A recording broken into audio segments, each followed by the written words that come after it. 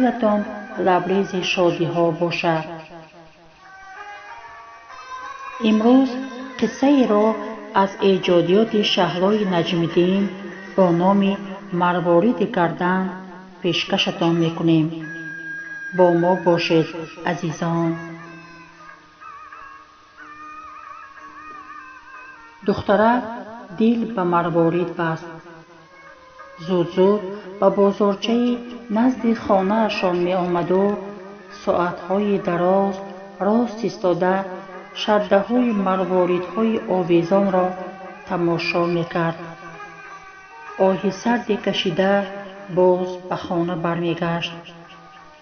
صورت کلان مادر مرحومش را از دیوار گرفته به دیده ها می مالید و با آن رازی دل می کرد. اوچه جان، چرا تو من و دادرانم را یتیم مانده رفتی؟ بی تو حال ما بد است. اکرم که خورده است آنقدر فقیری و صغیرگی را حس نمی کند. اما من از علم یتیمی و بیمادری می گریم. این پدر میزده من را که خودت می دانی نه پروای ما را دارد و نه پروای بیبی بستری من را. از کجای با زاری و زاری چای پولی می طلبد و عرق می نوشد. هرچند می بیند که من در بدر نان گدایی می کنم اهمیت نمی دهد. تمام جهاز خانه را فروخته عرق خورد. می ترسم که آخر خانه را هم برای عرق به سودا نماند. کاش تو زنده می بودی اوچه جان. اگر تو می بودی در زندگی ما این قدر خوار و ذلیل نمی گشتیم. اگر پدرم خانه را فروشد ما به کجا می رویم؟ می دانی اوچه جان، هر بار زن همسایه نان می پزد بالای دیوار برآمده با هوس می نگرم و تو را به خاطر می آرم. آخر وقتی که تو هم در تندور کنج حولی نان گرم می پختی ما در اطرافت حلقه بسته انتظار زودتر پختن آن می شدیم. تا تو بودی در خانه ما همه چیز بود. همه شاد و خوشحال بودیم. از هیچ کس نمی ترسیدیم. اکنون که تو ما را پرتافته رفته ای برکت خانه هم پریده است و در این خانه نشاط نیست. اگر یگان جای ما درد می کرد تو دویده آمده سر ما را دستمال می کردی و از گیاه دارو تیار کرده می نوشاندی. اما امروز گاها چند روز بریده نان را نمی بینیم. من مجبور می شوم که خانه همسایه ها رفته جامه شویی کنم تا به عوض کارم نانی بدهند. کرته هایم همه‌اش کهنه و آب شسته و پردربیه‌اند که اطرافیان به حالم می خندند. من الکی 14 ساله شدم ولی از سر و لباس فرسوده و پاپوشی های دریده‌ام شرم می دارم که از خانه برایم. بعد تو پدرم مرا دیگر به مکتب رفتن نماند. خودم هم که لباس نداشتم خواندن را ترک کردم. اوچه جان، شبها در خوابم تنور پرنان همسایه را خواب می بینم. خواب می بینم که در تن لباس نو دارم و مکتب می روم. خواب می بینم که تو در روی حوله قدم می زنی. خانه پر مهمان است. اوچه جان، چرا مرا با خودت نبردی؟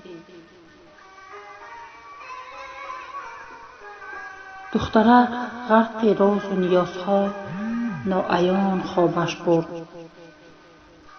باز مادر را خواب دید. در گردنش شده مروارید خندان شکوفان پیش می آمد. سهیلا داد زد: واه آچه جان، تو زنده بودی و چرا خودت مرده میگیری؟ چرا ما رو در عذاب مانندی؟ سهیلا از آواز بلند خود بیدار شد. عکس مادر را در آغوشش دریافت. همین وقت صدای دادرچه‌اش بلند شد: اپا، اپا جان، گوش نماندم. سهیلا اشک چشمانش را پاک کرده به صورت مادر: دیدی آچه جان، پسرت گرسنه است. خیزم و نیم تا نان سیاه روز کرده‌ام را بدهمش. گویا برخیست و بریده نان را به دست اختم خردکک داد. اختم پاره نان را خورده به کوچه برآمد. سهیلا حوله را آب زده رفتن پس به خانه همسایه زن برای یاردم رفت.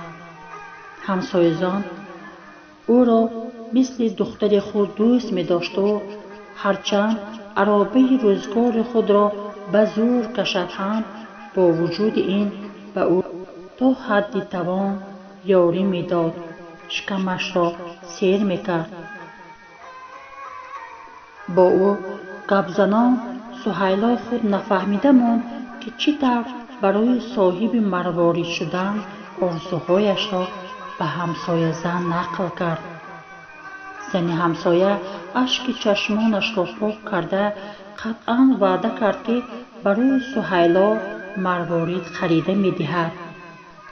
سهیلا الکه در گردن خود آن مرواریدها را تصور کرده از ته دل شادی می کرد. شب پهلو به پهلو گشته از خرسندی کف به کف می مالید. پس از 2 روز همسایه زن او را با خود به بازار برده همان شده مروارید را خریده خود به گردن او انداخته گفت: گیر دخترم، آشت شود، بسیار به تو زیبیده است. سهیلا همسایه زن را همان جا میان بازار به آغوش کشیده و تکرار به تکرار پیچ راست می زد: رحمت خاله جان، رحمت. همین وقت آواز گوشخراش ترمز ماشین و داد و وای آدمان آنها را همراه دیگر مردم بی اختیار به راه ماشینگرد برد. سهیلا به چشمانش باور کردن نمیخواست. روی راه ماشین دادرچه‌اش اختم خونشار را دید. در کنار راه باشد پدر مستش به خاک و لای آلوده بی پروا میخوابید. سهیلا خود را به بالای دادرچه‌اش پرتافت. چند تن او را برداشته و چشمان کودک را نمراه کرده دیدم. آثار حیات در چهره او دیده نمیشد. مردم و پدر بدمست و از فاجعه بیخبر لعنت‌ها می‌خواندند. مراد این خیل پدری ناشکر. بیچاره کودک پدر را در کوچه افتاده دیده به سویش دوید. کمبغل را در حقیقت از بالای اشتر سخت می‌گزیده است. بر پدرش لعنت، این راننده کودک را زد و گریخت. ای خانه تو بر این راننده سوزد.